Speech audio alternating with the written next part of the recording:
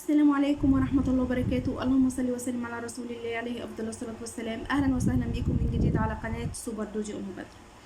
أعتقد إن موضوع النهاردة يهم كل بيت وكل أسرة مصرية وكل بيت فيه طالب إعدادية منتظر النتيجة أو خلاص هو عرف النتيجة. أنا من الناس اللي منتظرة النتيجة ولسه معرفتش حاجة عن النتيجة بصراحة. أكيد معظمنا عارف إن نظام التعليم في مصر قبل كده زمان كان فيه بعد الإعدادية ثانوي تجاري وثانوي زراعي وثانوي صنايع، وبعد كده ثانوي زراعة تقريبا، وبعد كده الثانوية العامة. كل بيت وكل أسرة في مصر، كل طالب إعدادية كانوا بيعملوا أقصى جهد طول السنة علشان يوصلوا التقدم في الثانوية العامة. لكن طبعا مع تطور الزمن وتلبية احتياجات الحالية ظهرت مدارس جديدة هي وتخصصات تانية كتير بتنافس الثانوية العامة وبتنافس الفروع الأخرى اللي هي صنايع، تجارة، زراعة. تمام، تعالوا بقى بينا مع بعض ونمزمز كده علشان نختار أنا وانتم وغيري كتير جدا، ونمزمز كده ونشوف المدارس اللي ممكن متاحة لو ما حصلش نصيب ودخلنا الثانوية العامة.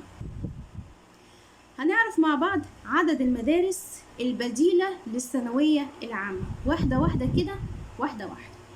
أول مدرسة معانا مدرسة البترول، وتاني مدرسة التمريض، رقم 3 مدرسة البريد، رقم 4 مدرسة رقم 5 مدرسة السويدي، 6 مدرسة توشيبا، 7 مدرسة المياه والشرب، 8 مدرسة مبارك كول، 9 مدرسة السكة الحديد، 10 مدرسة آل غبور، 11 مدرسة الضبعة النووية، 12 مدرسة الإنتاج الحربي، 13 مدرسة ستيم للمتفوقين. هنمزمز كده مع بعض ونشوف مدرسة كده وإيه اللي ينفع وإيه اللي ممكن يكون متاح لينا علشان نودي ابننا.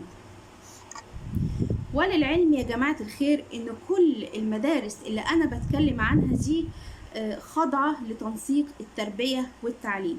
تعالوا بقى نبتدي بأول مدرسة البترول والنقل البحري، ودي موجودة في اسكندرية وبتدخل في تنسيق الإعدادية بحوالي 260 درجة، والدراسة فيها 3 سنين، وتبتدي بدبلوم معتمد من وزارة التربية والتعليم. دي مدرسة البترول. مدرسة التمريض ودي ليها فروع كتير وبتدخل بتنسيق الإعدادية، بتصل إلى 260 درجة والدراسة فيها 5 سنوات. طيب، ومدرسة البريد دي تنسيقها بيبقى 260 درجة ومدة الدراسة فيها 3 سنين، وبتقبل الطلبة من الذكور والإناث في بعض التخصصات، مش كل التخصصات، ومنها إلى العمل في فروع البريد المصري، يعني الطالب بيخرج من هنا ويشتغل من هنا. طيب، مدرسة ستيم للمتفوقين، ودي موجودة في محافظات كفر الشيخ واسكندرية والغردقة والدقهلية واسماعيلية وأسيوط والأقصر وطنطا والمنوفية، ومصروفات أول سنة 3000 جنيه شاملة رسم التابلت، وفي نهاية الدراسة بيتم تسليم التابلت والحصول على مبلغ 2000 جنيه ومجموع تنسيقها 98%. هندخل على مدرسة الضبعة النووية، دي موجودة في مدينة الضبعة ودي تنسيقها بيوصل ل95%.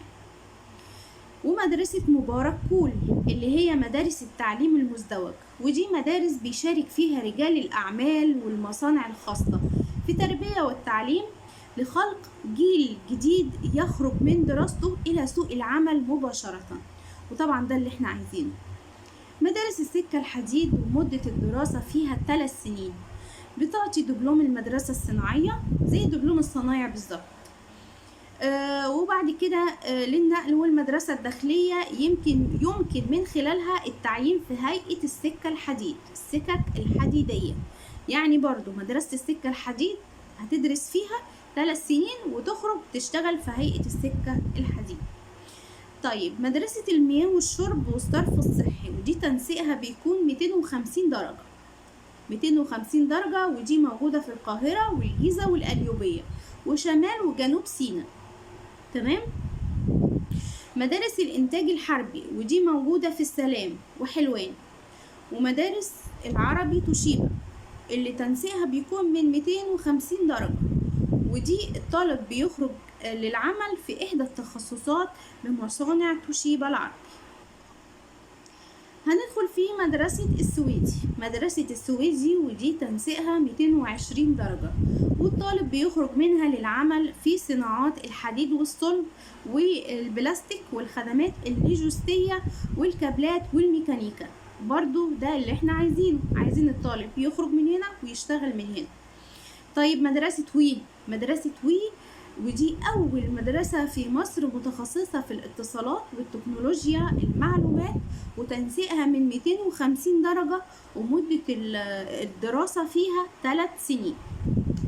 طيب مدرسة آل غبور للسيارات ودي تنسيقها بيكون 180 درجة، والدراسة فيها 3 سنين، ودي موجودة في القاهرة وفي الجيزة وفي مدارس تانية كتير جدا. المهم واحنا بنختار لابننا او بنتنا نشوف الوضع اللي حوالينا وما بيبقاش تركيزنا بس على الثانوية العامة. الثانوية العامة ناس كتير تقول ان الثانوية العامة هي الحل، لازم ندخل ابننا ثانوية عامة. عايزين نفكر بعد كده نخرج بره الصندوق شوية، مش كل حاجة ثانوية عامة. في بعض الشباب متخرجين كلية هندسة، طب، حقوق، اعلام، تربية، كل الناس دي متخرجة وقاعدة وما بتشتغلش. عايزين نفكر مع بعض كده بره الصندوق، وازاي ابننا في ايام اللي احنا فيها دي يكون محتاج العمل، ويبقى من الدراسة للعمل او من العمل للدراسة، يعني يخلص مدرسته من هنا ويشتغل من هنا. يعني يا رب تكون فاهميني الرسالة. انا عايزة اوصل لكم ان احنا عايزين نراعي ان احنا محتاجين في الايام دي العمل مع الدراسة. كل التحية لكل اب وام، لكل طالب وطالبة، الطالب الناجح، والتحية لكل طالب واهله السنة دي معرفوش النتيجة وان شاء الله هيعرفوا النتيجة باذن الله. والى كل طالب واهله ما كانش ليهم نصيب السنة دي، ان شاء الله يكون لي نصيب السنة اللي جاية بإذن الله رب العالمين. لكم تحياتي واحترامي قناة سوبر دودي أم مبادر. ما تنسوش طبعا اللايك والاشتراك وتفعيل زر الجرس والمشاركة للفيديو علشان الكل يستفيد. ولكم مني تحياتي، مع السلامة.